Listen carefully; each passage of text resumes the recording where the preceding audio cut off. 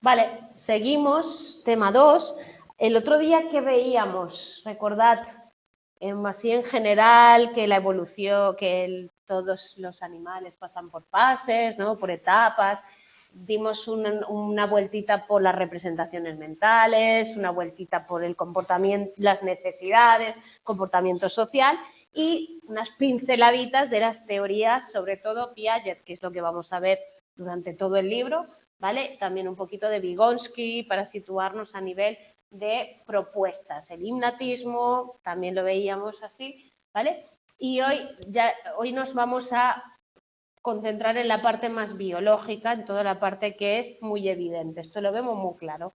Es el desarrollo biológico y motor. Quizás es el más fácil de ver, porque claro, los otros son más ocultos, más internos, pero este es muy fácil. Entonces, ¿qué vamos a ver? Desde que un niño, desde antes del nacimiento, ¿vale? Cómo se va desarrollando a nivel físico y a nivel motor, motriz, ¿vale? Y luego ya veremos un poco el desarrollo cerebral y todo esto, un poco las bases neurológicas muy genéricas, vosotros sabéis un montón ya de esto, con lo cual va a ser fácil para vosotros.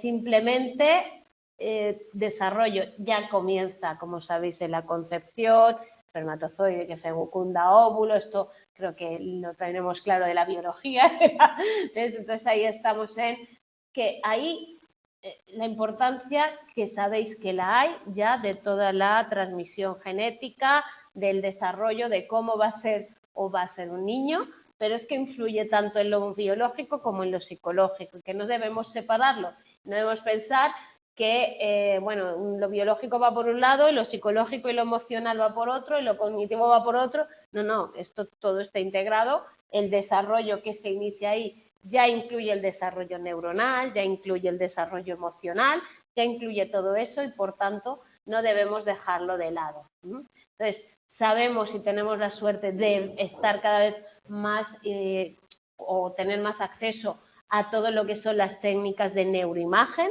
que nos están enseñando muchísimo sobre cómo funciona todo el cerebro, la actividad cerebral, en qué zonas, de qué manera y tal. Entonces ahí tenéis la tomografía computarizada, la resonancia magnética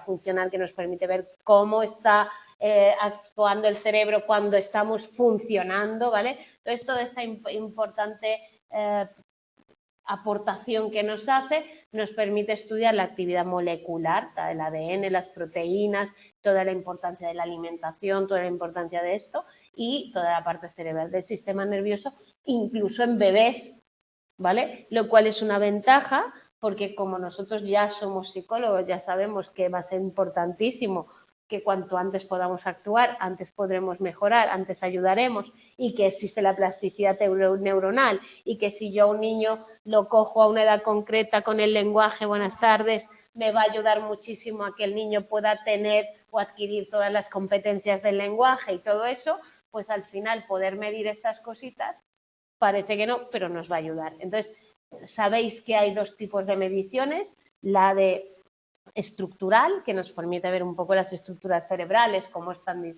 si están pues dentro de lo que nosotros llamaríamos la normalidad, si están toda la forma, la conexión que tienen, etcétera, etcétera, pero también la actividad metabólica, qué gasto energético está teniendo el cerebro, porque eso nos permite entender que está trabajando. Si no gastamos, es que no trabaja.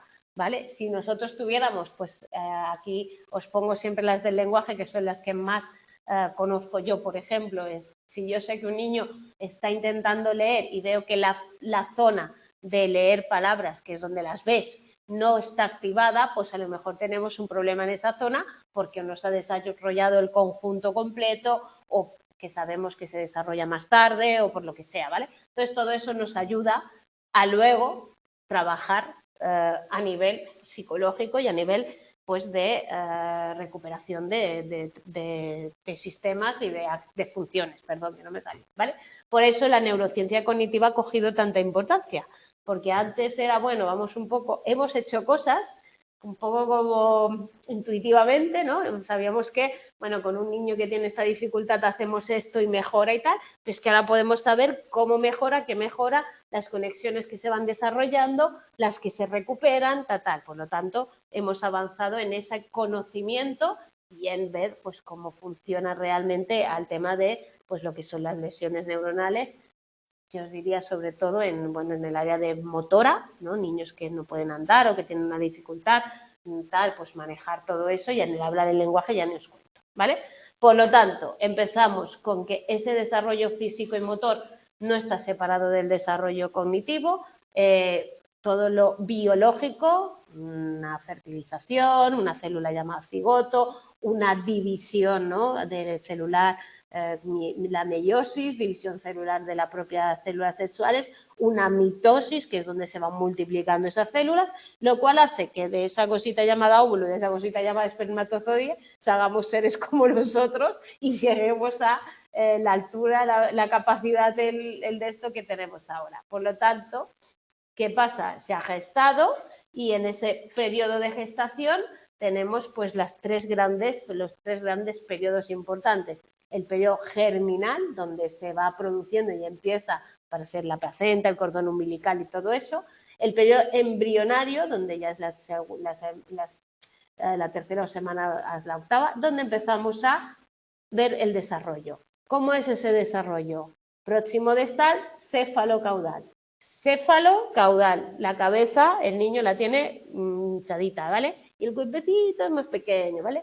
¿Qué pasa? Mira cómo estamos, ahora nuestra cabeza está proporcionada con nuestro cuerpo y se estructura, ¿vale? ¿Por qué? Porque esto se desarrolla más rápido que esto, ¿vale? Y luego, próximo distal, de dentro hacia afuera, ¿vale? Entonces, de ahí que a lo largo del desarrollo, porque esto se produce en todas las fases del desarrollo, parezca que hay un desequilibrio entre los cuerpos hasta que llegamos al adulto, ¿no?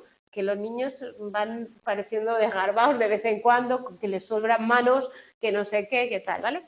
Y luego la parte de la novena semana, donde ya empezamos a generar pues, lo que es el surfactante para que empecemos a buscar el oxígeno y empiezan a aparecer esas necesidades biológicas. Imagen que es muy ilustrativa, ¿no? De dónde empezamos, a dónde llegamos, ¿no? Y dónde vamos a terminar y esa diferencia de tal, ¿vale? Entonces, más que nada porque visualmente es más fácil ver, un día empezamos con dos partes pequeñitas, ¿vale? Hay esa mitosis y a partir de ahí empezamos a desarrollar pues todo lo que son las células que van a acabar componiendo pues todo lo que somos nosotros como seres humanos, ¿vale? Por lo tanto, esto es más que nada para que lo tengáis visualmente. Lo mismo esto, ¿vale? Esa sustancia, esa activina va a llegar en diferentes cantidades a las diferentes células que tenemos desde esa gestación, ¿vale? Entonces ahí tenéis cómo se van diferenciando en función de eso. La que tenga más cantidad de activina, perdón, que ahora no me salía, crea el endodermo. ¿Qué será el endodermo? Todo el aparato digestivo y respiratorio. Luego tenemos una cantidad media de activina donde pasaremos a tener ese mesodermo, huesos, músculos, sangre, riñones. Y la que nosotros nos interesa más, que es la con menos activina, es la ectodermo, donde vamos a ir al sistema nervioso, que es nuestra parte, la piel, pelo y órganos sensoriales, o sea, cada una va a ir desarrollando y dando lugar a que pues surjan unas características nuestras, ¿vale? En el periodo embrionario estamos dentro del vientre materno, ¿vale? Y es donde empieza a desarrollarse nuestros sistemas corporales, el nervioso, el respiratorio, el digestivo. Ahí tenemos que somos muy vulnerables, ¿no? Muy influenciables por el ambiente, ¿vale? Con lo cual, eso empieza a ser la importancia del cuidado durante el embarazo, ¿no? La alimentación, lo que se consuma de otras cosas, no solo alimentación, cómo se actúa, como tal, y también pues el tema directamente genético y biológico, ¿vale? Volvemos a los principios siempre, ¿eh? Cefalocaudal, próximo distal, eso no cambia a lo largo del desarrollo, ¿vale? Entonces, al final de este periodo ya tenemos los órganos formados, con lo cual ese embrión empieza a estar fuerte, ahí empezamos a cómo crece, cómo modifica, que es, yo creo, como una maravilla de la naturaleza, ¿no? Ver ese cambio en los niños y ver cómo van surgiendo esos órganos y cómo se van dando, ¿vale? Cada vez aparecen las células óseas y también lo que es el surfactante pulmonar, que es aquello que luego nos va a permitir poder respirar, ¿vale? Fuera del útero, donde estamos metidos en líquido, como sabéis, y estamos por ahí alimentándonos con el cordón umbilical y todo esto, que es así entrañable, ¿vale? Claro, a partir de ahí vamos a insistir cómo es ese desarrollo físico, ¿vale? Bebés y durante todo el resto del tiempo se produce esas dos cosas. Fijaros siempre la cabeza, siempre es más grande hasta llegar aquí, ¿vale? Y fijaos aquí, pues aquí se ve mejor lo de los brazos, ¿vale? Entonces se ha desarrollado esto y los brazos quedan como más desubicados, ¿vale? Si ves la imagen, ves que no somos, hasta que no somos adultos, que es donde el desarrollo físico, evidentemente, se detiene y vuelve para abajo, ¿no? Va decreciendo, ¿vale? Se producen esas cosas, ¿vale? Se va cambiando. Bien, ¿qué nos interesa a nosotros? El niño. ¿Qué pasa? Yo tengo que tener claro cómo va creciendo el niño. El niño durante los primeros meses de vida, el crecimiento es ¡buah! Lo ves un día y lo ves al siguiente y ha cambiado un montón el niño de 0 a 3 años, ¿vale? Luego es verdad que el desarrollo es muy rápido siempre hasta llegar a una edad concreta, ¿vale? Pero los cambios más radicales, cuanto más pequeño es ese bebé, más lo notamos por lo menos o más lo vemos, ¿vale? Entonces, ¿qué pasa entre los 0 y los 3 años? El niño tiene que aumentar de peso y de tamaño. Si un niño no aumenta de peso y de tamaño, evidentemente tenemos un problema.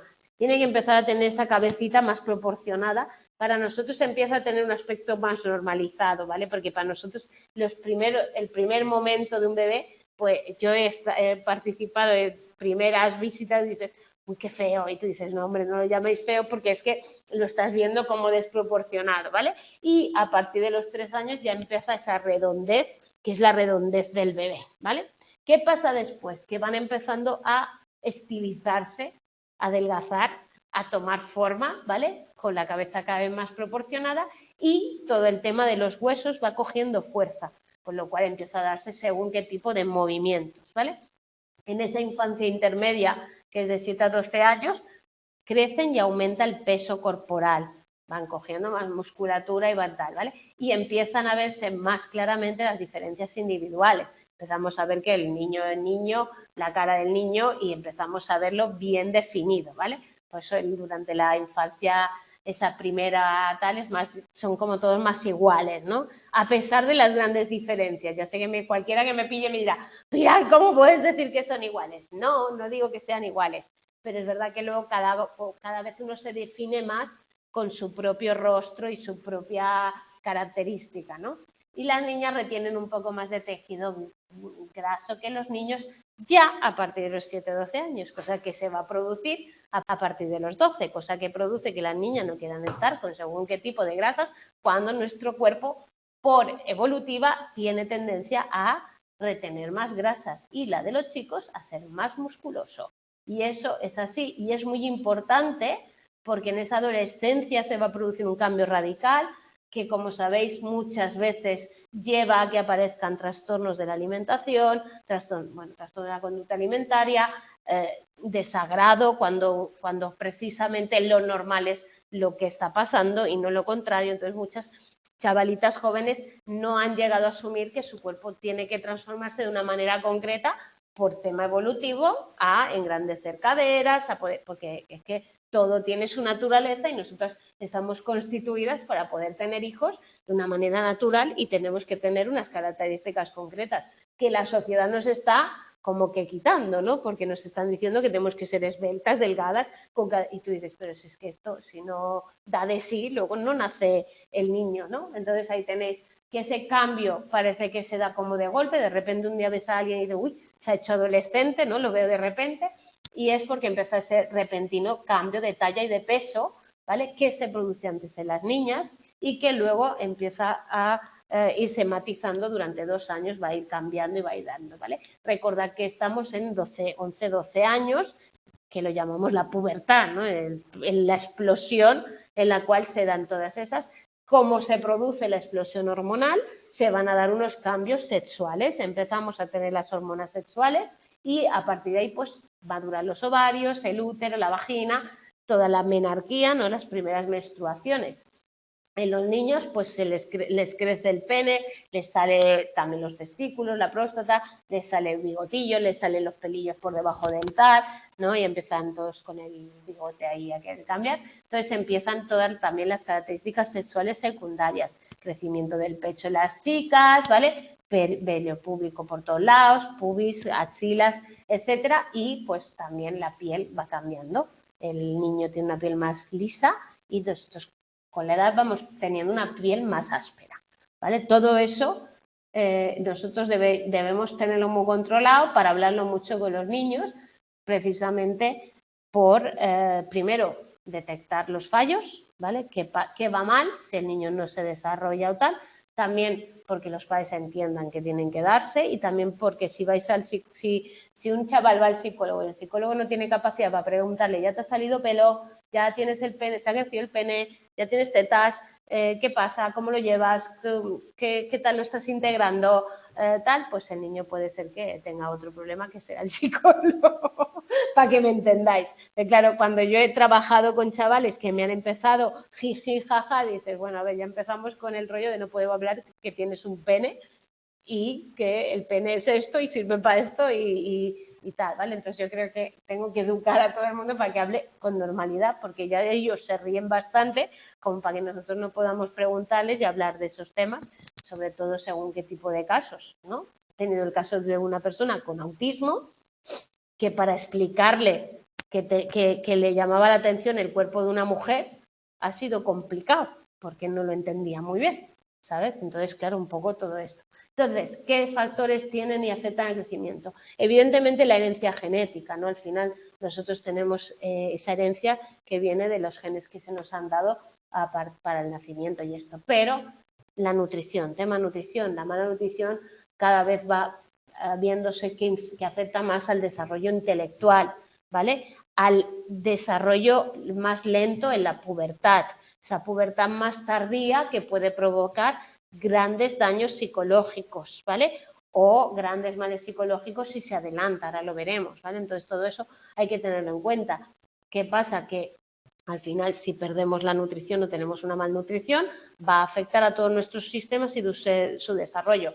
¿Qué les pasa a los niños prematuros, por ejemplo? Niño que nace antes, como no ha acabado de gestarse tal, se ve que durante los primeros años no tiene por qué mantenerse, pero al menos hasta los 4 o 5 años su desarrollo no está al nivel que está el desarrollo normal, entre comillas, vamos a llamarlo, ¿vale? Pero siempre va como retrasado, va como más lento. Pues lo mismo le pasa a alguien que ha tenido una desnutrición, ¿vale? Desórdenes alimentarios, ahí están los grandes daños, la anorexia nerviosa, la bulimia nerviosa, riesgos para la salud que se están ocasionando pues por esa ingestión inadecuada, bien por defecto, bien por exceso, pero con conductas de compensación, que al final provocan que esas niñas pues acaben teniendo desde problemas bucales, que yo creo que son los menos, a problemas de amenorrea, problemas de pues todo lo que lleva añadido psicológicamente, irritabilidad, baja autoestima, perfeccionismo, autolesiones, lo que es todo un programa, ¿vale? Por lo tanto, ahí tenemos que nosotros entendamos que, bueno, también el tema de la obesidad, que las niñas con obesidad tienden a tener antes esa menarquía y esos desarrollos, ¿vale? Que los niños dan el llamado interior antes que los no obesos, ¿vale? Y que hay problemas escolares asociados en todo esto. Entonces, todo eso que produce, pues que al final estos niños acaben teniendo grandes problemas a la hora del desarrollo normal de cualquier faceta. Sabéis que la proporción de trastornos de la conducta alimentaria se ha triplicado y cuatriplicado en los últimos tiempos y ha afectado mucho el tema de la pandemia, las redes sociales y todo esto, ¿vale? Pues todo esto aquí tiene su explicación.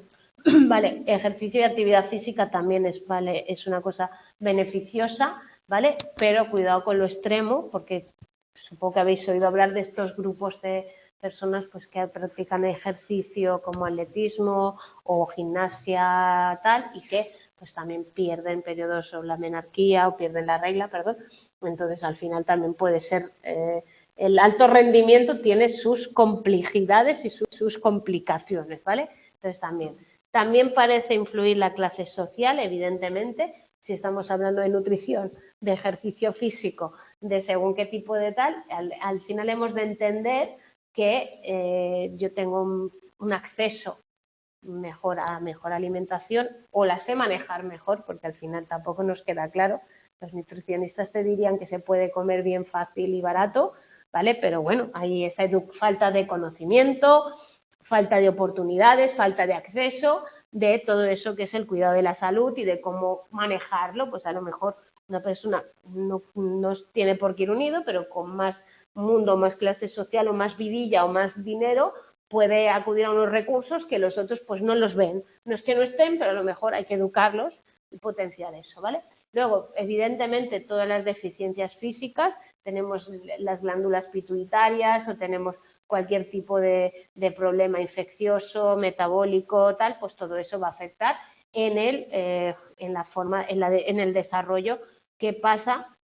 Por ejemplo, yo tenía un caso de un niño que él tenía 16 o 17 años y medía lo mismo que uno de 9 que entraba después que él. O sea, tú los veías por tamaño y era un niño que tenía pues ese problema de la glándula de crecimiento que no había funcionado bien y que era muy pequeñito. Pues venía el psicólogo por todos los complejos que os podéis imaginar, más todo el bullying que os podáis imaginar, porque si era bajito, si era el enano, si era un pitufo, si era no sé qué, y aquello era como un acoso que teníamos que trabajar justamente por eso, ¿vale? Y luego traumas y abusos psicológicos que hacen que el niño, el enlentecimiento, es decir, ahí tenéis estudios ya documentados y evidenciados de que los padres donde ha habido agresividad o abuso de alcohol o abuso sexual, el niño se desarrolla menos, tiene un desarrollo deficiente y también pues hogares con características de este tipo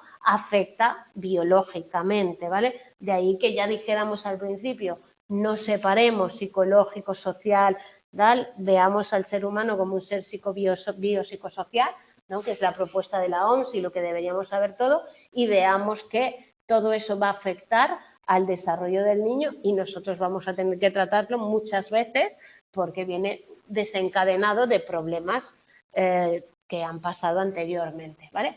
Entonces, ¿por qué dice aquí que el desarrollo psicomotor es la base del desarrollo cognitivo del lenguaje, de lo social o de lo emocional? ¿Qué hace el niño? ¿Y qué hacemos cuando hace esto? ¡Eh, cariño! Está desarrollándose. Y el niño hace...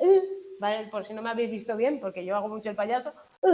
Y el niño está pidiendo. ¿Y pide qué? Eso. ¿Y qué pasa con eso? Que le tocamos, le hablamos, le decimos no sé qué, sonrisa, no sé cuántos, o llora. Pero lo está haciendo físicamente. Es el desarrollo motriz lo que está dando lugar a que él vaya mezclando y combinando más cosas. Entonces yo voy captando, yo hago una manifestación de mi externa, mi sistema nervioso, que es un movimiento, y entonces yo veo que hay unas tal, y entonces yo puedo empezar a controlar mi cuerpo porque me ayudan a moverme y a tal, y entonces yo hago así y la gente se ríe, entonces yo digo, uy, esto es guay, ¿no?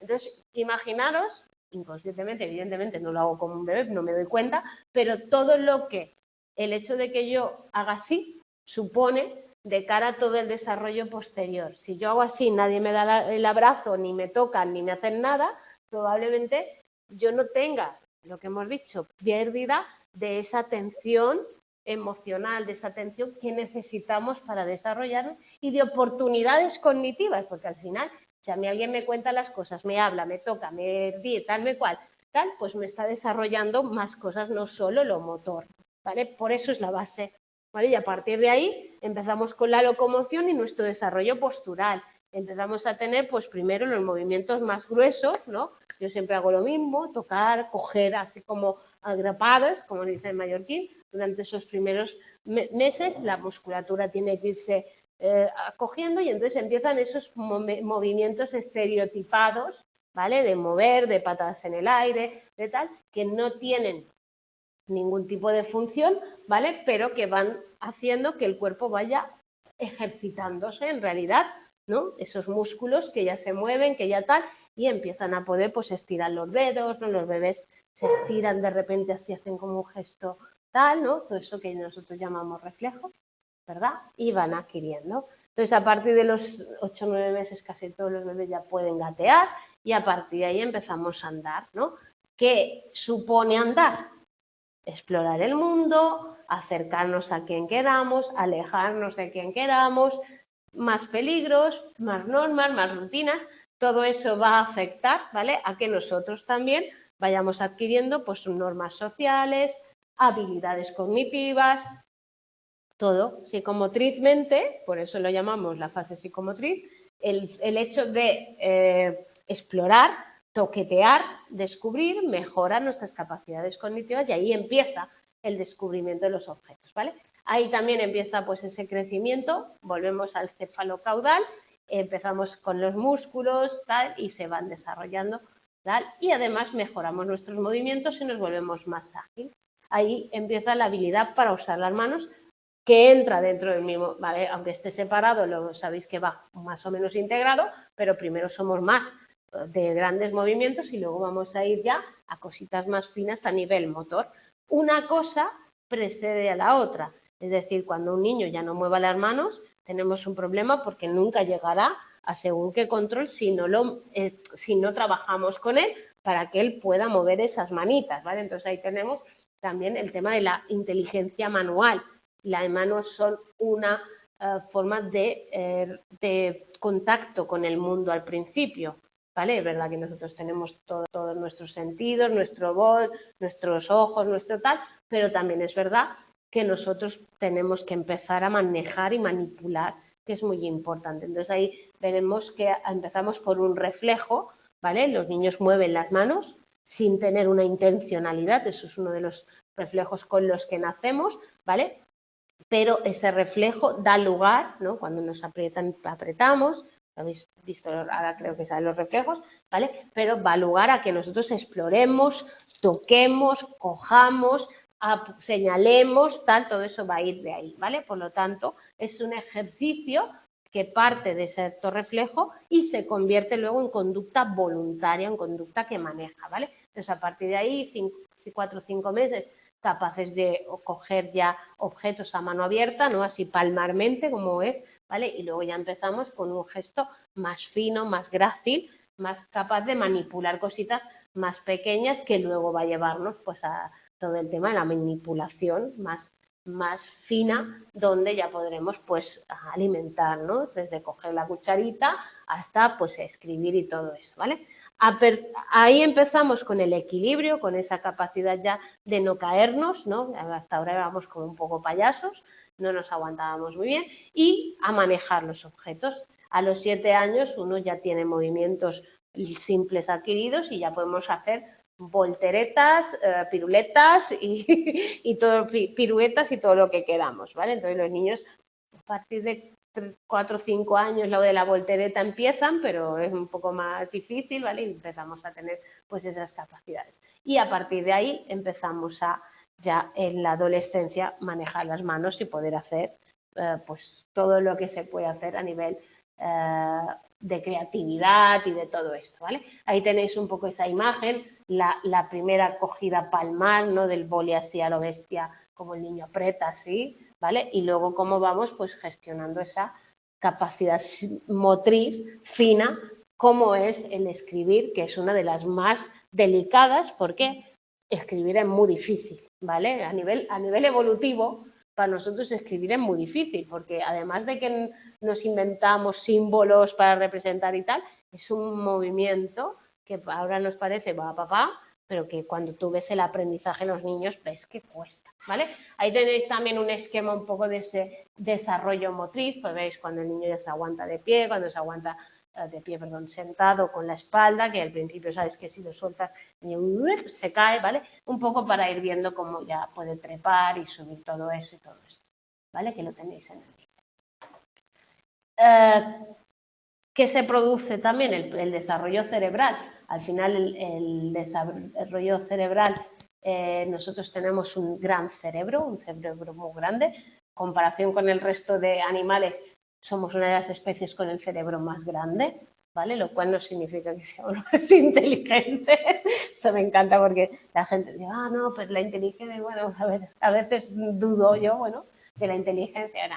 Venga, todos tenemos ese gran cerebro, de hecho es el proceso evolutivo, nos ha llevado a tener un córtex muy desarrollado, ¿vale? Y también tardamos muchísimo en acabar de desarrollarnos, ¿no? Entonces esas capacidades van a ir mejorando así como todo nuestro cerebro vaya desarrollándose.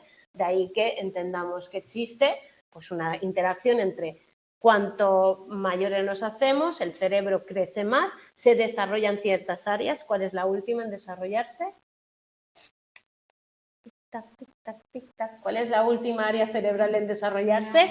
El neocórtex, el córtex frontal. La parte prefrontal es la última que se va desarrollando. Que cuando se desarrolla, tic-tac. La última en desarrollarse, momento.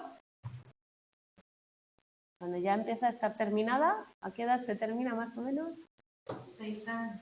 Uf, tú eres muy precoz. Adolescencia, ¿sí? Entonces, 25, venga, por ahí, 20, se habla de veintitantos, ¿vale? Se habla de 19, 20, 22, 25, hoy en día, sí, no, pero es que claro, como el proceso, el desarrollo, las fases del desarrollo en la adolescencia se inicia con la pubertad, pero termina con una pauta social. Entonces, ¿quién es maduro ya? ¿Cuándo es ya adolescente? Pues depende de la sociedad y como cuando nuestros jovencitos se quedan más en casa, no generan conductas de adulto, pues parece que se está hablando de que esa adolescencia se está dilatando, ¿vale? Por eso el 25 años tampoco es tal, pero puberosamente o a nivel de desarrollo 22, 20, 21, 22, ¿vale? Pero esa parte cerebral donde habrá unos procesos complejos que no se tendrán hasta la adolescencia, ¿vale? Entonces, a partir de aquí, ¿qué va haciendo? Que ese desarrollo dura hasta la infancia, mira si lo ponía ahí abajo, o la adolescencia, ¿no?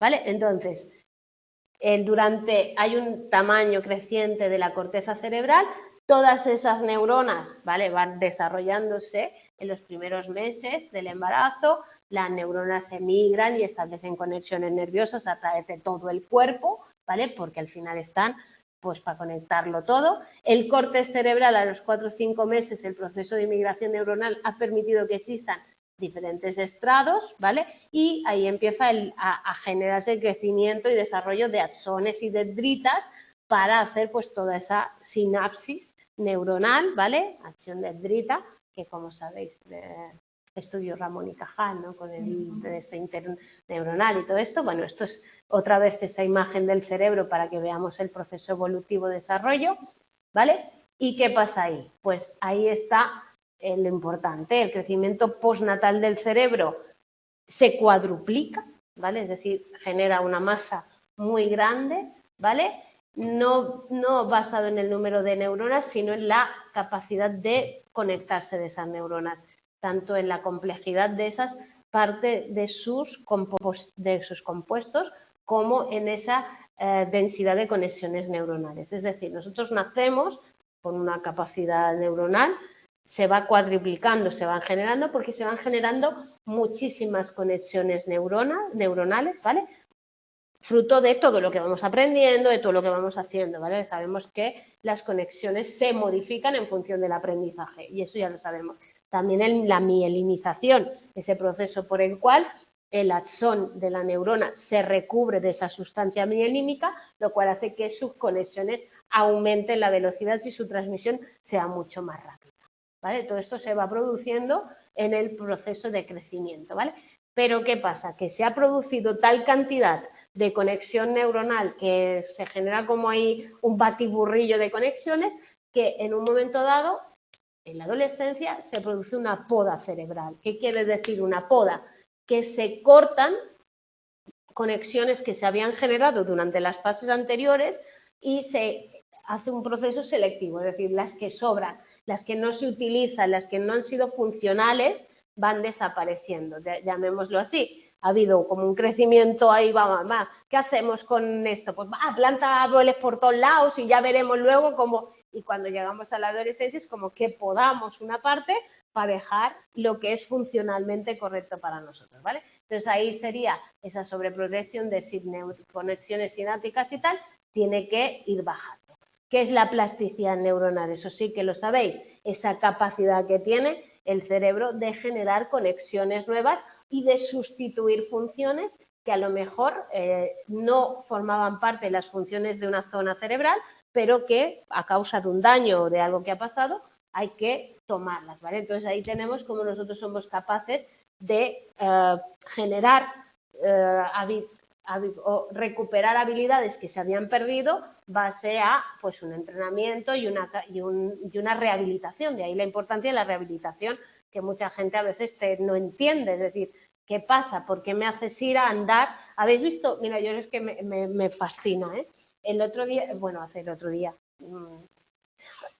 Payés, como dicen en mallorquín, una asociación benéfica en la península, no me preguntéis cómo se llama, que les habían regalado, otra asociación les había regalado una especie de robot donde los niños los ponen, ¿vale? Tú, como si fuera Robocop, haceos a la imagen de Robocop, ¿vale? Entonces esos niños pueden andar con eso, ¿vale? Y son niños paralíticos. Entonces están intentando que se regeneren las conexiones nerviosas que se estropearon en algún momento en un tal. Y es un aparato que vale una millonada, que se ha donado y tal, y tú los ves allí y cada día tantos minutos o media horita o tal, ponen a los niños y los niños están allí como una especie de Robocop moviéndose los pies y tal, en el aire un poco levantados, tal, para pues ver si se consigue rehabilitar, entendiendo que la plasticidad neuronal puede contribuir a eso, ¿vale? Y recuperar pues esos niños que tienen parálisis en las piernas, parálisis en el sistema motor, ¿vale? Pues eso es una de estas cosas que nos permite el conocer pues cómo se desarrolla ese sistema y qué base biológica hay en todo eso, ¿vale? Pues ahí ya tenéis un poco el tema de que se habla de un patrón de ascenso y caída, de sobreproducción y luego limpieza y vacío de esa sobreproducción, ¿vale? Y aquí tenéis la imagen que a mí me parece más gráfica, un recién nacido, un niño de 6 años y un niño de 14, recién nacido blanquito, 6 años guava y tal, ¿vale? Entonces ahí vemos cómo también eso es función de las diferentes zonas corticales y que van a ir modificándose en función de esto. Entonces se produce la generación poda y en la adolescencia también se produce esa segunda oleada en el desarrollo cerebral, que es lo que hablábamos ahora, que produce que se acabe de formar el área prefrontal con todo el lóbulo frontal, que es la única, con todo lo que repercute en eso, ¿vale? Es decir, seguimos podando, seguimos quitando lo que no nos sirve y el área frontal se va a acabar de desarrollar y eso implica todo el tema de la organización y orquestación de las facetas cognitivas, la capacidad de planificar, la capacidad de controlar, la capacidad de inhibir el comportamiento, todo el tema del pensamiento, la memoria a largo plazo, la reflexión y tal. Es decir, ¿los adolescentes son impulsivos? Sí. Y encima están en una fase hormonal que los hace más. Pero es que además no tienen todavía desarrollado todo ese proceso, ¿vale?, de control o de autocontrol que se va a desarrollar en esa fase al final. Ahí tenéis a partir de los 25 años esa poda también, ¿vale? Muy bien, te la has aprendido. A partir de esos 25 años ya empiezan a tenerse todas esas tareas cognitivas más desarrolladas, ¿vale? Y generalmente ya llegan hasta la edad adulta. ¿Lo veis? ¿Vale? Entonces, ¿qué les pasa a adolescentes? Pues todo un batiburrillo de falta de autocontrol con tal. Se produce también un cambio importante en la mielinización de las neuronas durante esa fase adolescente, ¿vale?, que permite pues, mejorar la velocidad neuronal, nerviosa, y por tanto probablemente también pues, esa parte que ya veremos en su momento, desarrollo cognitivo, que nos permite pues, pensar con más dimensiones, con más variabilidad, de manera más abstracta y todo esto, ¿vale? Entonces, todo ese cambio importante de mielinización, sobre todo en la adolescencia, y ahí también tenemos que en ese periodo disminuye esa materia gris, ¿vale? Y se incrementa la blanca, que evidentemente es esa parte axón que tenemos a nivel del cerebro, ¿vale? Entonces, Todo eso no termina ahí, el cerebro adulto todavía puede tener, no con tanta facilidad ni tal, porque evidentemente ya hemos desarrollado mucha parte, pero todavía puede tener ese proceso continuo de plasticidad neuronal. Sobre todo se ha estudiado en los casos de taxista, yo no sé si habéis oído el tema, de que el hipocampo, que es el que se encarga de la orientación, se ha estudiado en población normal y en población de gente que trabaja como taxista, porque el experimento fue con taxistas, ¿vale? Y se ha visto que los taxistas lo tienen más desarrollados, porque ahí vemos un poco la influencia también de esas actividades que nosotros hacemos y de cómo pues también modifican todo lo que es la estructura neuronal o la parte biológica, ¿vale? Entonces un poco es una evidencia de esa interacción entre aprendizaje y neuronas y parte cerebral, ¿vale? Entonces todo eso habla de la formación y desarrollo de neuronas con la percepción y sobreproducción de la sinapsis, son procesos que están bajo el control genético, evidentemente todos vamos a llegar ahí, ¿vale? Pero también es verdad que esos estudios que hay nos hacen pensar que hay una influencia del ambiente, ¿vale? Y que el desarrollo pues está mediado por los dos factores, ¿vale?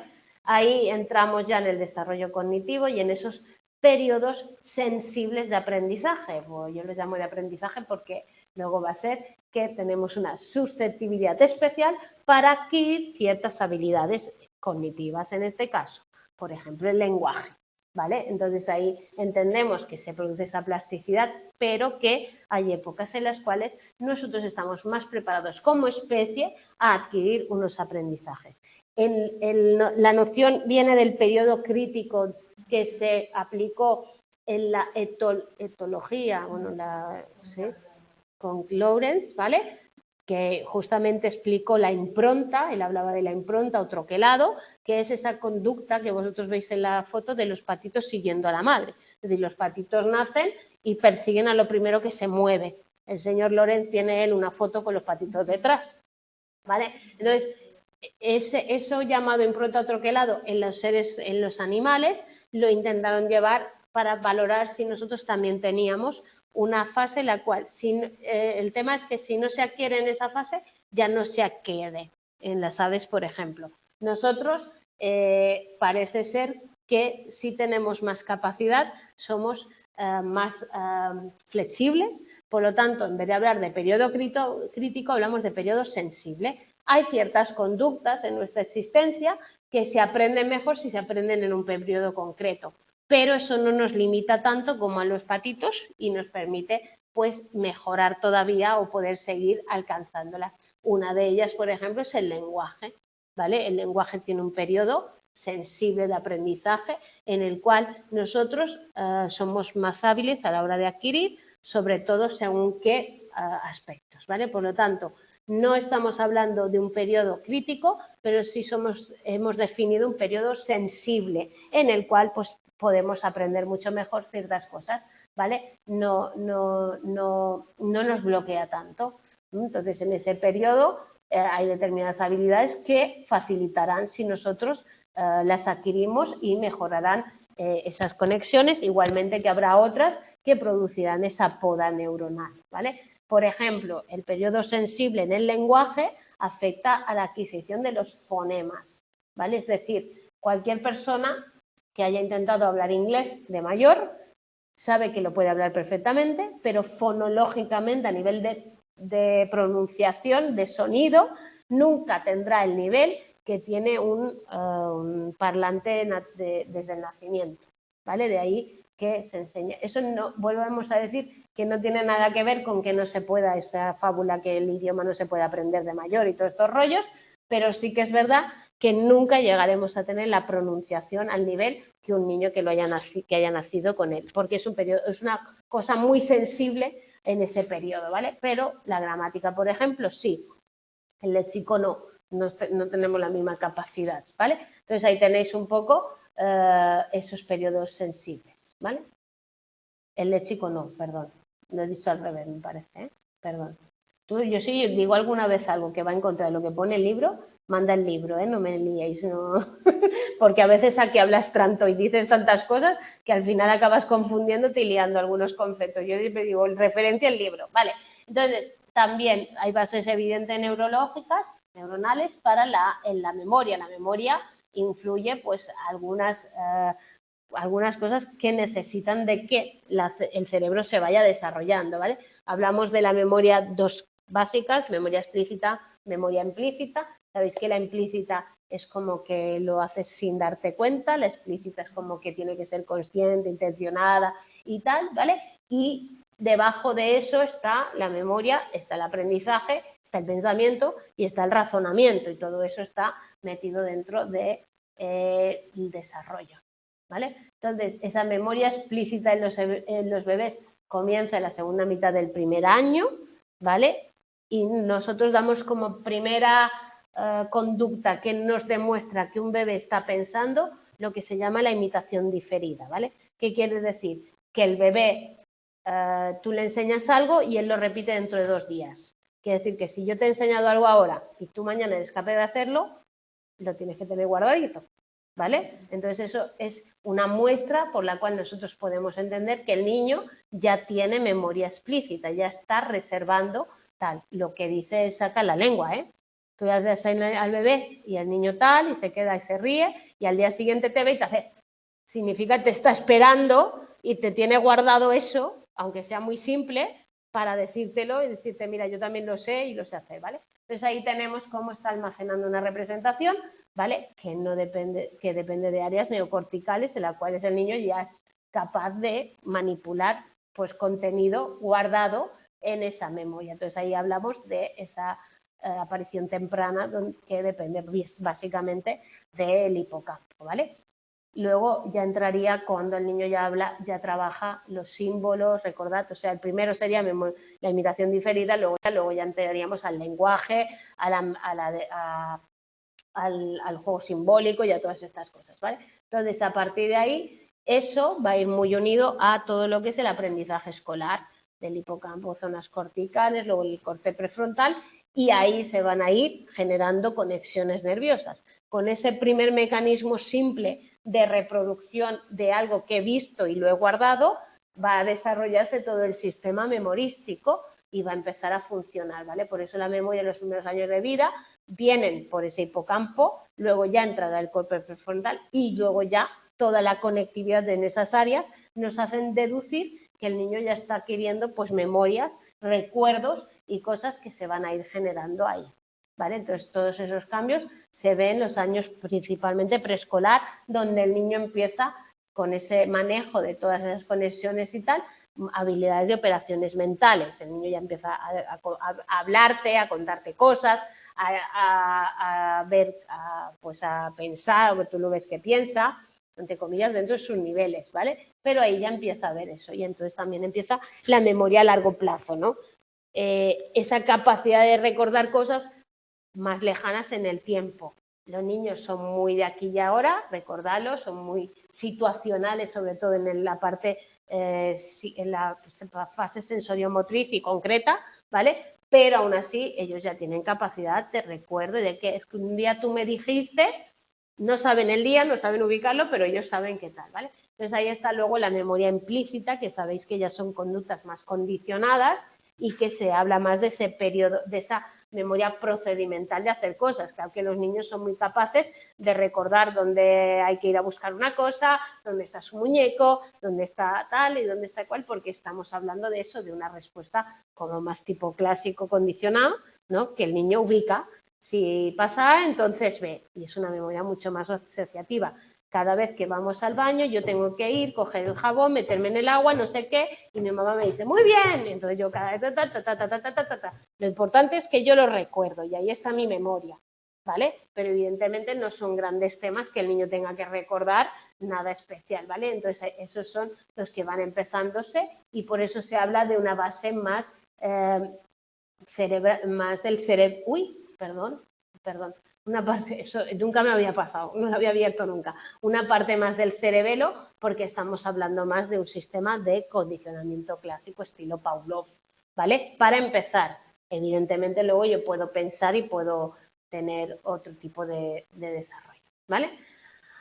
Conclusión, la maduración cerebral restringe el momento de aparición de características psicológicas de nuestra especie y, aunque esta sea necesaria, no es suficiente para que todos podamos tener todos nuestros fenómenos psicológicos, ¿vale? Total, que al final hay una interacción, no hay que irse al localizacionismo cerebral, sino entender que muchas de las cosas que vamos aprendiendo se pueden ir generando a pequeña escala en ciertas zonas del cerebro, pero luego sabemos que habrá otras zonas que estarán encargadas de hacerlas. En el caso del control inhibitorio, el control inhibitorio que puede aparecer en esa corteza troncoencefal, al final será necesario, ¿vale?, que trabaje el córtex prefrontal, que es el último que se desarrolla, y habrá una interacción de muchos sistemas trabajando por un hecho, ¿vale? Entonces, cuando estudiéis conmigo el lenguaje el año que viene, veréis mucho más imágenes de este tipo y veréis cómo no sabemos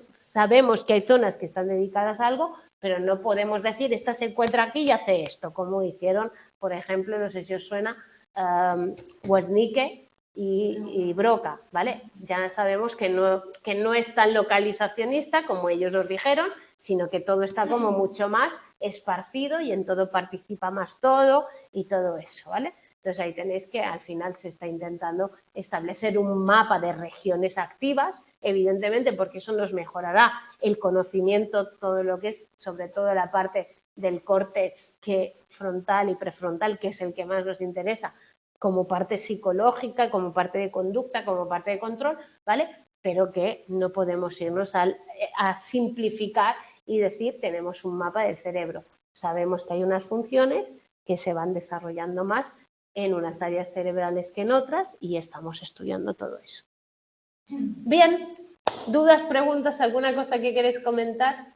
Venga, periodo sensible se refiere a ascenso y caída, no, son dos cosas diferentes. El periodo de ascenso y caída hace referencia al tema neuronal, al tema de cómo hay periodos en que se producen muchas conexiones nerviosas y otros en que se van parando, se podan y van a dar. Eso es el ascenso y la caída. Periodo sensible es un periodo concreto en el cual si tú aprendes una habilidad, la sabrás hacer o la dominarás mucho mejor que si la aprendes más tarde. Siempre ponemos el ejemplo del lenguaje. Habéis oído los casos de los niños salvajes de Aviñón y de todos estos casos que se han encontrado niños. Si tú educas a un niño, pues niños de estos que todavía se dan casos, encerrados en un sótano por sus padres y que no les han hablado en años, ¿vale? Ha sido muy difícil que esos niños llegaran a tener un lenguaje al nivel de una persona que ha recibido estimulación de lenguaje en los primeros años de vida, ¿vale? Entonces, el periodo sensible es ese periodo en el cual, si tú aprendes algo, te saldrá mucho mejor que si lo aprendes más tarde. Eso es un periodo sensible. Entonces, yo le pongo el apellido de periodo sensible de aprendizaje, porque estamos más preparados para adquirir una función o un conocimiento o una habilidad, ¿vale? Es un poco la idea. De nada, a ti. ¿Vale? Y nada, y seguimos la semana que viene con más desarrollo, ¿vale? Gracias, chicos. Nos vemos. Adeu. Vale. Una pregunta sobre el tema de las lecturas, que Sí. ha quedado claro dónde se ve. Hay